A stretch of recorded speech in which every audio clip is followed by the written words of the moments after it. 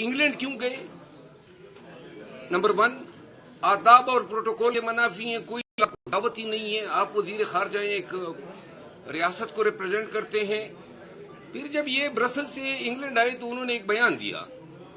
उन्होंने कहा कि हमें भारत के साथ तिजारत दोबारा शुरू करने पे कोई इतराज नहीं है। एन उसी वक्त अभी इलेक्शन नहीं हुए थे, मोदी जो हैं वो भारत में अपनी इलेक्शन कैंपेन में लगा हुआ था कि पाकिस्तान के वजीर खारजा का ये बयान आया और उसी रोज वजीर दिफा हिंदुस्तान और वजीर खारजा उन्होंने बयान दिए कि पाकिस्तान जो है वो दहशतगर्दी की फैक्ट्री बना हुआ है। तो नंबर 1 सवाल ये है कि ये जो हमारे वजीर खारजा ने बयान दिया, न तो ईरान में कोई ऐसी तजवीज़ आई, न पार्लियामान ने इसको अलाउ किया, न काबीना में ये कहीं तजवीज़ गई और अप्रूव हुई कि पाकिस्तान जो है वो हिंदुस्तान के साथ ट्रेड खोल ले। और एन उसी वक्त में क्या इस बयान का फायदा जो है वो मोदी सरकार को देना था? नंबर 1 बात। और दूसरी बात यह है कि ट्रेड जिनके साथ आपने खोलनी है, ईरान आपका बॉर्डर है, तकरीबन 959 किलोमीटर हमारी सरहद है और 74 साल में पाकिस्तान और ईरान का एक ही ओपनिंग पॉइंट तफ्तान हुआ करता है। तफ्तान के अलावा इतनी लंबे बॉर्डर पे हमारा कोई दूसरा पॉइंट, मीटिंग पॉइंट था ही नहीं या बॉर्डर जिससे हम क्रॉस करते। खान साहब ने 2021 में बरामद पशीन और एक और मकाम है, इन 2 पे एंट्री पॉइंट खोल दिए और ये डिसाइड हुआ कि 12 मकामात पे जो हैं वो बॉर्डर एंट्री होंगी। अब वो 9 जो पॉइंट थे, ईरानी सदर आए और चले गए, लेकिन कहीं पे कौम को बताया ही नहीं गया कि हम ईरान के साथ अपने इक्तिसादी ताल्लुकात बढ़ा सकते हैं। ईरान पाकिस्तान जो 750 kilometre Iran Pakistan gas pipeline था, कोई एलामिया जारी नहीं किया गया। 2009 में एग्रीमेंट किया पाकिस्तान ने, 2011 में हमने 80 किलोमीटर पूरे करने थे, आज तक 1 किलोमीटर पूरा नहीं किया है। और जो यूनाइटेड स्टेट्स के साउथ एशिया के लिए जो असिस्टेंट सेक्रेटरी हैं डोनाल्ड लू, उन्होंने बयान दाग दिया 1 महीना कबल कि पाकिस्तान इस पाइपलाइन से बाहर आ जाए और आज से 3 दिन कबल फिर रिपीट हो गया, बल्कि धमकी दी गई है।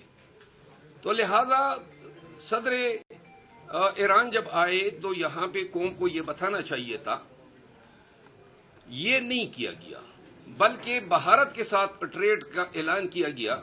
अफगानिस्तान के साथ आपके ट्रेड रूट्स और पॉइंट सारे बंद हैं। $7 बिलियन जो हैं वो पाकिस्तान ने खान के दौर में रेवेन्यू जनरेट करना शुरू किया था, वो आपकी बंद है, उस पर आपको फिक्र नहीं है। अफगानियों को जबरदस्ती धकेल रहे हो, 50 साल इन लोगों ने गुजार दिए। क्या बुराई है इसमें कि आप उनसे पैसे लेके उनको शहरियत दें? उनको शहरियत नहीं दे, तीसरी जनरेशन उनकी हमारी जमीन पे पैदा हो गई। और वहां पे जनाब सरकार ये कर रही है कि हिंदुस्तान के साथ ट्रेड के ऐलान तो कर रही है। जब आर्टिकल 370 जो है वो एब्रोगेट किया इंडिया ने कश्मीर के हवाले से 2019 में, ये जरा 5 मई 2019 की बात मैं आपको बता दूं, तो खान ने सेरीना चौक में काउंट अप क्लॉक लगाया चौक में, आपको याद होगा, और वो दिन, घंटे और मिनट और सेकंड बताता था कि इतने दिन हो गए हैं कश्मीर के साथ ये जुल्म हुए। अचानक केयरटेकर के दौर में 23 अक्टूबर 2023 को वो क्लॉक किसने निकाल दिया और क्यों निकाला? यानी कि आपने तस्लीम कर लिया बाकायदा तौर पे कि आप आर्टिकल 370 के एब्रोगेट किए जाने की इस फैसले को आप मानते हैं। तो लिहाजा ये सवाल पैदा होता है इस हुकूमत से या केयरटेकर से, ये कंटिन्यूएशन है केयरटेकर की, कि आपने उस क्लॉक को ही रिमूव कर दिया जिसपे तमाम जितनी भी मिजरी, सफीर, सरबराहान ममलिकत इसी रोड पे जाते हैं। एक और अहम बात कि यूरोपियन कमीशन ने और यूनाइटेड स्टेट्स के स्टेट डिपार्टमेंट ने, दोनों ने पाकिस्तान के बुनियादी इंसानी हकूक के पामाली के हवाले से 2023 की रिपोर्ट शाये किए हैं। यूनाइटेड स्टेट्स का 100 पेजेस रिपोर्ट है और मजे की बात यह है कि 9 मई کا جو قصہ تھا وہ اس رپورٹ نے اشکارا کر دیا کہ 9 مئی کیا ہے، اور خان کے ٹرائل کا بھی بتا دیا ہے۔ پاکستان میں پولیٹیکل پرزنر، خواتین، بچوں، بوڑھوں اور پی ٹی آئی کے جو پارلیمنٹیرین اور کینڈیڈیٹس اور لیڈر کے ساتھ جو ہوا ہے، اس کی ایگزیکٹو اسمبلی یہ کہتی ہے کہ پاکستان عملی طور پہ پاکستان جو ہے وہ اتھارٹیرین سٹیٹ بن چکا ہے، اور اس کی تصدیق جو ہے، جو دنیا میں اقوام متحدہ کا ادارہ ہے جو کہ اکنامک ڈیموکریٹک گریڈنگ کرتا ہے، یعنی دنیا میں جمہوری ممالک کے جمہوری اقدار کی پاسداری کی بنیاد پہ ان کی گریڈنگ کرتا ہے۔ 2023 دسمبر میں، ابھی انہوں نے 24 کو کاؤنٹ نہیں کیا ہے، انہوں نے پاکستان کی 11 درجے گریڈنگ جو ہے وہ ڈاؤن کر دی ہے، اور ڈکلیئر کر دیا کہ پاکستان جو ہائیبرڈ رجیم تھا وہ اتھارٹیرین رجیم ہو گیا ہے۔ اب حکام کے سامنے یہ سوال ضرور پیدا ہوتا ہے، انٹرنیٹ بین کر دیا، صحافیوں کو مارا، صحافیوں کو اغوا کیا، آپ نے میڈیا ہاؤسز پہ اٹیک کیے، آپ نے سیاستدانوں پہ، آپ نے ٹویٹر بند کر دیا، یوٹیوب بند کر دیا، آپ نے نیٹ ورک بند کر دیا۔ بے شک یہ چونچلے کچھ ریاستیں برداشت کر سکتی ہے، ایران اگر کرے، سعودی عرب کرے، ان کے پاس تو اربوں کے ڈالر ہیں، آپ کدھر برداشت کر سکتے ہیں؟ یورپین کمیشن نے آپ کو جی پی ایس پلس سٹیٹس دیا، 7 سے 8 ارب ڈالر کی آپ کی ٹیرف کی مد میں پاکستان کو بچت ہو رہی ہے۔ اب انہوں نے پاکستان کو سرو کر دیا ہے نوٹس کے ساتھ کہ آپ کی ہیومن رائٹس کی وائلیشن یہاں پہ ہے، آپ نے ریٹیفائی کیے ہیں انٹرنیشنل کوویننٹس، ان کے وجہ سے آپ کو ٹیرف کی مد میں چھوٹ دی جا رہی تھی۔ اب آپ کا جمہوری، آپ کا سیاسی، انسانی حقوق کا سٹینڈرڈ جو ہے وہ اتنا گر گیا ہے کہ اگر انہوں نے جو ٹیرف کا فائدہ فائنینشلی آپ کو مل رہا ہے، اگر انہوں نے آپ کا یہ اسٹیٹس ودرا کر دیا اور آبویسلی 3 ماہ کی واچ پہ لگا دیا ہے، تو 3 ماہ کے بعد کیا ہوگا؟ نمبر 1۔ نمبر 2، ریمیٹنسز آپ کی 2021 میں 32 سے 33 بلین ڈالر تھی، وہ آپ کی ریمیٹنسز گزشتہ 1 سال میں آپ 8 بلین ڈالر جو ہیں کھو چکے ہیں ریمیٹنسز میں۔ اور ٹیکسٹائل ظلم انہوں نے یہ کیا کہ ٹیکسٹائل انڈسٹری کے لیے انہوں نے جس سے ہم سالانہ تقریباً 7 سے 8 بلین ڈالر کماتے ہیں، انہوں نے کہا جی داغا، کیمیکل، فلاں جو چائنا سے آتا تھا ان کے لیے ایل سی کھولنے کی شرط عائد کر دی، اور یوں جو ہے پاکستان میں وہ را مٹیریل نہ آنے کی وجہ سے جو انٹرنیشنل کنٹریکٹ ہمارے یہ گارمنٹ انڈسٹری کے ٹائکون نے لیے ہوئے تھے وہ انٹرنیشنل مارکیٹ میں لوز کر گئے۔ 1.25 سال میں ہم 6 بلین ڈالر جو ہے ٹیکسٹائل انڈسٹری میں لوز کر گئے، یعنی 6 اور 8 14، یہ 14 بلین ڈالر صرف 2 سالوں میں ان تمام اقدامات کے نتیجے میں۔ اور دوسری طرف کیا کر رہے ہیں؟ گندم آپ نے منگوائی، 1 بلین ڈالر کا لاس کیا، اور ابھی کہتے ہیں کہ وہ بیوروکریٹک ایرر تھا۔ یہ فائنینسز بتانے کا مقصد یہ ہے کہ اب 3 مہینے کے بعد کہ انسانی حقوق کی پامالی آپ کر رہے ہیں، سیاستدانوں کو آپ نے مقید کیا ہوا ہے، آپ نے پاکستان میں بنیادی انسانی حقوق اور قانون کی حکمرانی کو پامال کرنے کے لیے کوئی دقیقہ ہی پر گزارش نہیں کیا، حکومت آپ نے چوری شدہ مینڈیٹ سے بنا لی۔ تو لہذا یہ چونچلے تو ہم برداشت نہیں کر سکتے ہیں۔ سعودی عرب کرے، ان کو پرواہ ہی نہیں ہے، ان کے پاس بلین آف ڈالر پڑے ہوئے ہیں، ہم تو یا اس ٹیرف کی پہ ہمارا انحصار ہے جو یورپین کمیشن کی ہاں سے آ رہا ہے، یا I M F 1.1 billion dollar کے لیے آپ ناک پہ لکیریں کھینچ رہے ہیں، ادھر آپ نے صرف گندم کی مد میں 1 ارب ڈالر کا یہ خسارہ اٹھا لیا۔ آج خان صاحب سے ملاقات ہوئی، یہ ساری رپورٹ سے میں نے ان کو آگاہ کیا، اور یہ 3 دنوں کے اندر یہ ساری رپورٹس آئی ہیں، میرے پاس پڑی ہوئی ہیں، آپ سب بھی انٹرنیٹ سے یہ کر لیں، کنفرم کر لیں۔